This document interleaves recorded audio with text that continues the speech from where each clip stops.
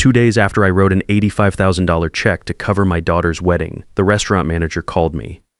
His voice was shaking so bad I thought someone had died. He was whispering like he was afraid the person next to him might hear. "Mr. Whitfield," he said, "please don't put this on speaker. We were reviewing the security footage from the VIP room after the event. You need to see this yourself. Come alone. And whatever you do, don't tell your wife where you're going." I felt something cold move through me right then, something I couldn't name. My name is Leonard Whitfield. I'm 62 years old. I built Cornerstone Supply from a single delivery van and a rented storage unit on the south side of Atlanta. Hardware and building materials distribution, 40 employees, 3 warehouses, contracts with some of the biggest commercial contractors in the Southeast. I started that company at 32 with nothing but a used truck and a list of phone numbers. Everything after that I earned. I thought I knew what betrayal looked like. I'd seen it in business plenty of times. A partner who skims, a supplier who double books, a competitor who poaches your people.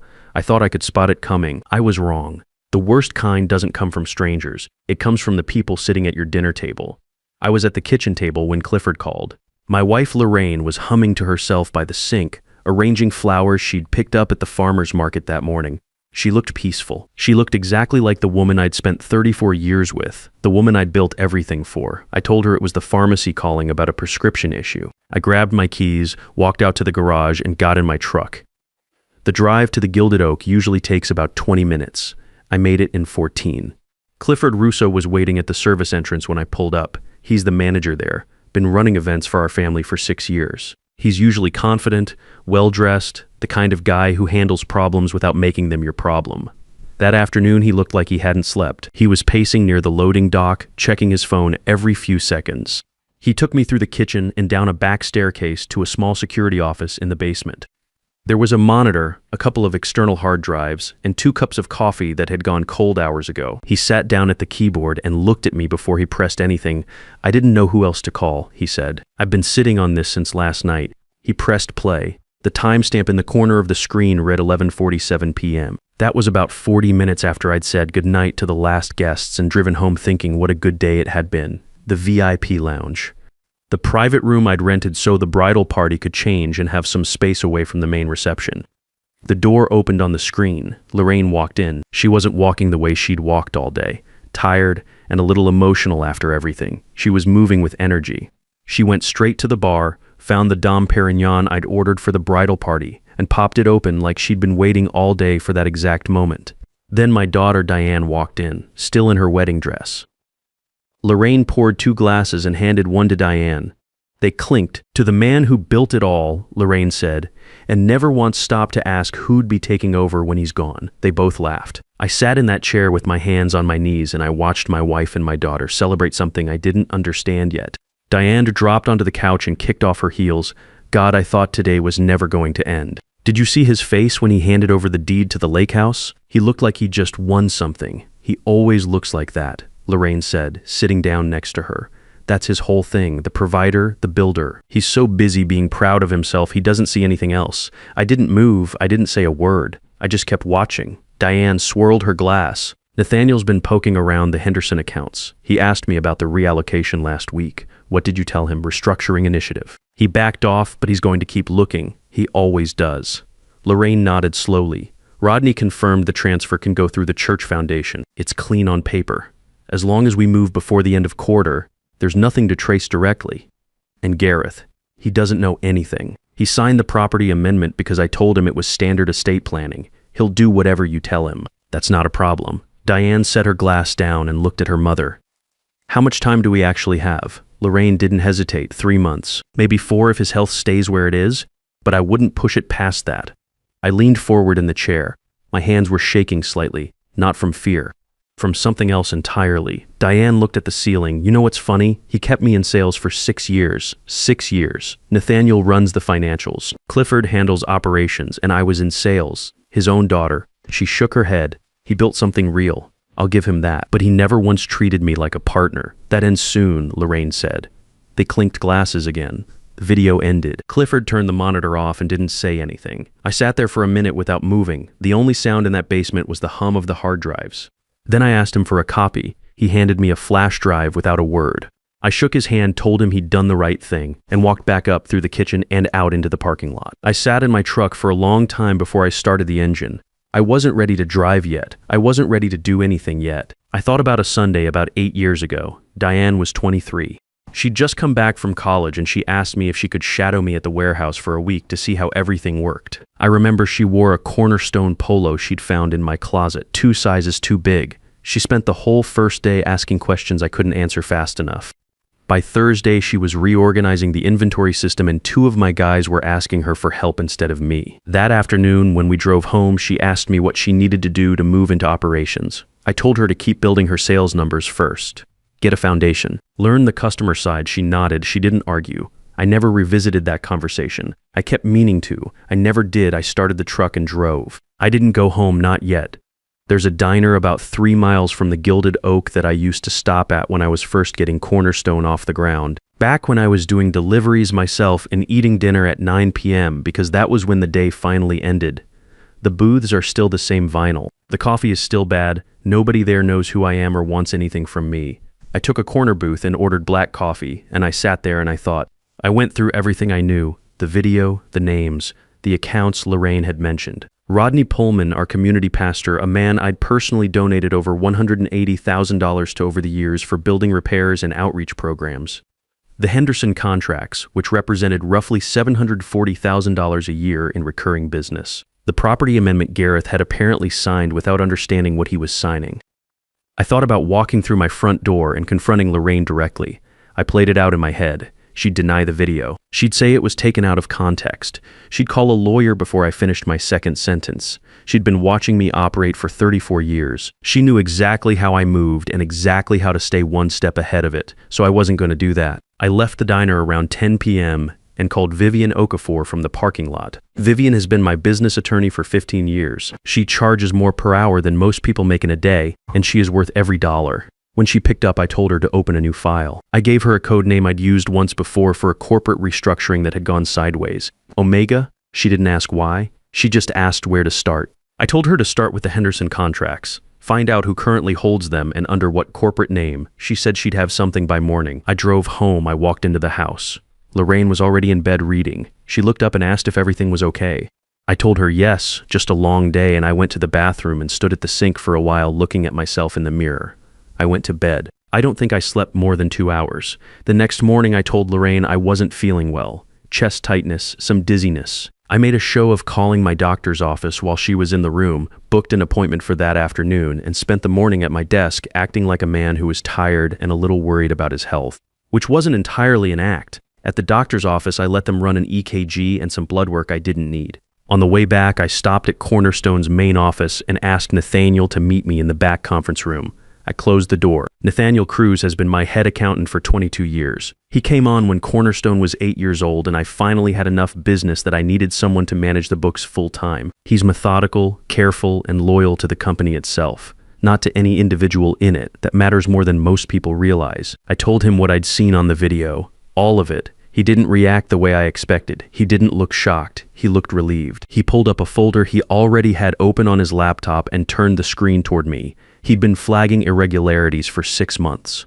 Small transfers, $8,000 here, $12,000 there, moving through vendor accounts that were listed as active but hadn't processed a real invoice in over a year. He'd raised it with Diane twice. Both times she'd told him it was a restructuring initiative and to leave it alone. He'd kept digging anyway.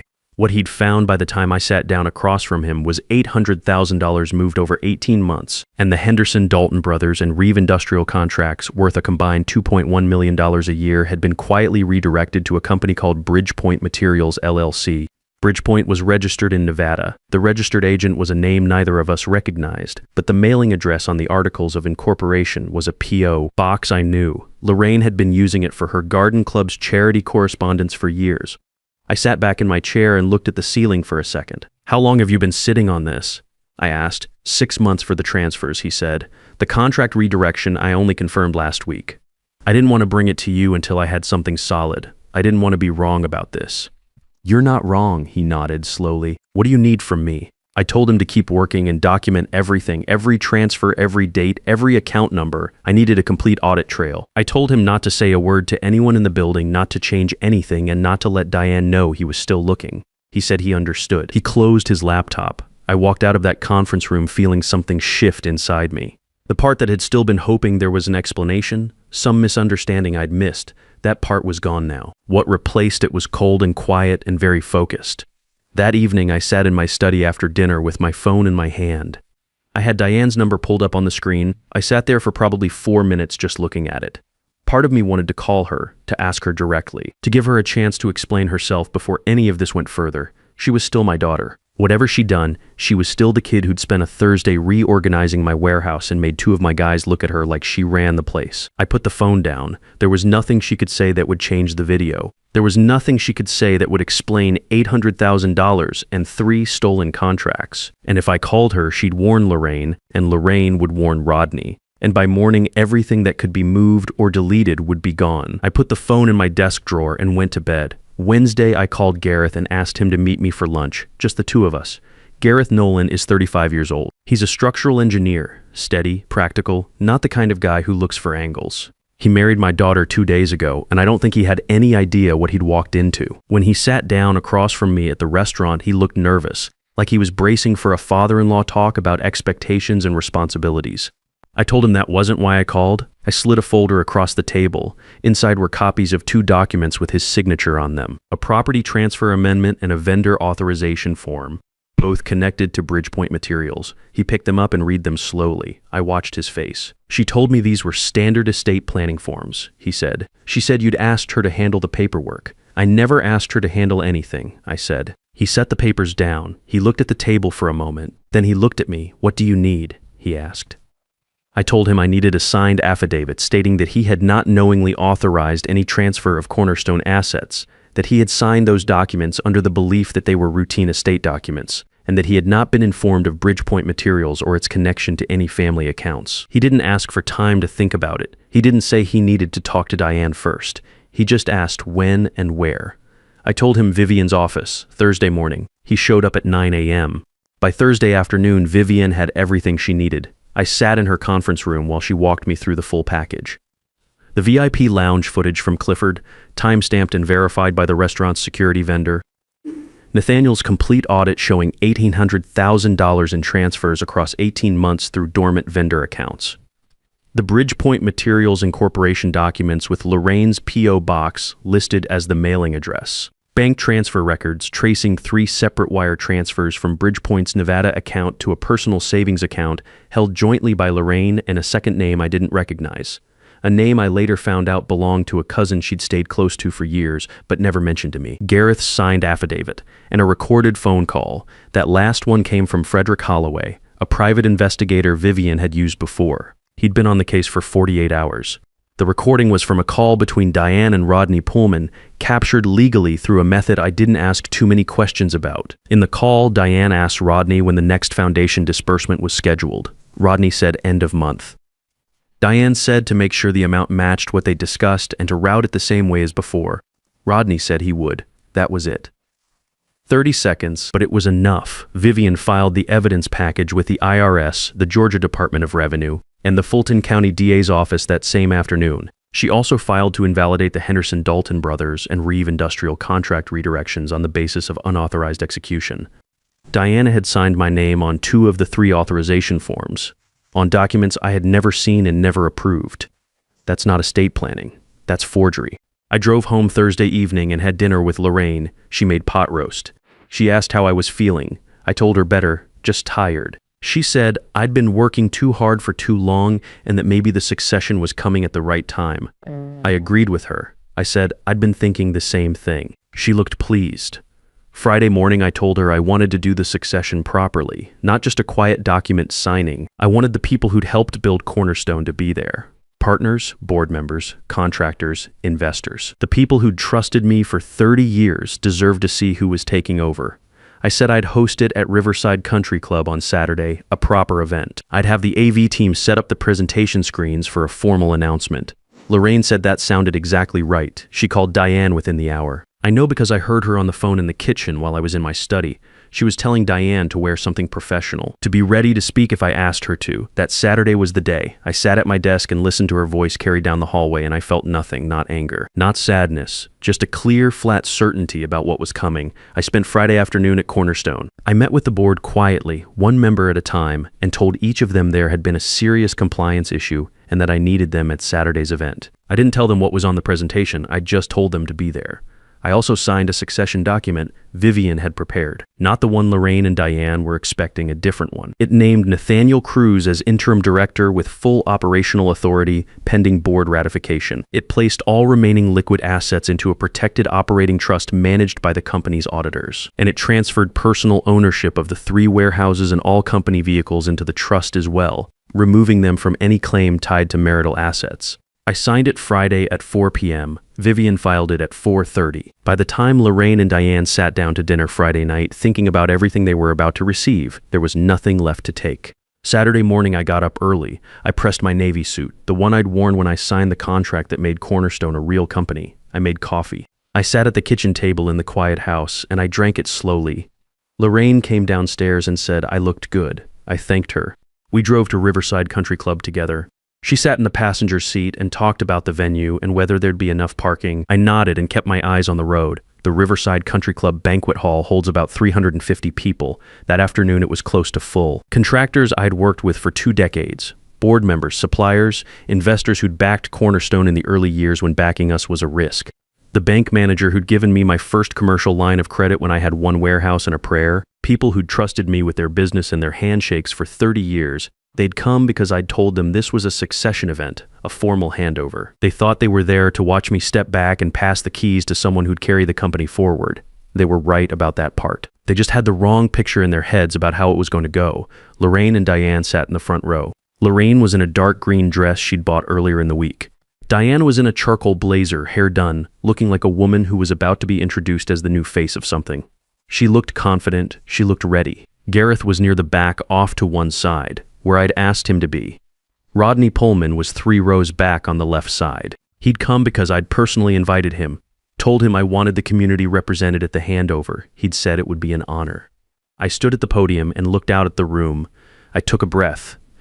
30 years ago, I said, I started Cornerstone Supply out of a storage unit on the south side of Atlanta. 1 van, 1 phone, and about $200 in my checking account after I paid the first month's rent. I didn't have investors, I didn't have a business plan. I had a list of contractors who needed materials delivered on time and a belief that if I showed up and did what I said I was going to do, the rest would follow. The room was quiet. People were nodding. This was the story they knew. I built this company on one principle, I said. You earn what you get. You don't take what doesn't belong to you. And when someone trusts you, you protect that trust like it's the only thing you have, because some days it is. I paused. Before I sign any succession documents today, I need this room to understand what's been happening inside Cornerstone Supply. Lorraine's expression shifted, just slightly, a small tightening around the eyes. I nodded to the AV crew in the back. The 2 large screens on either side of the stage came on. The first thing that appeared was the VIP lounge footage. Full screen. Sound on, the room watched Lorraine walk in and open the champagne. They watched Diane come in and kick off her heels. They heard every word, clear as a phone call, through the banquet hall's speaker system, to the man who built it all, and never once stopped to ask who'd be taking over when he's gone. I watched the room. I saw the moment it landed. People looked at the screen, then down at the front row, then back at the screen, the contractors who'd known me for decades. The board members who'd sat across from me in quarterly reviews, they were putting it together in real time.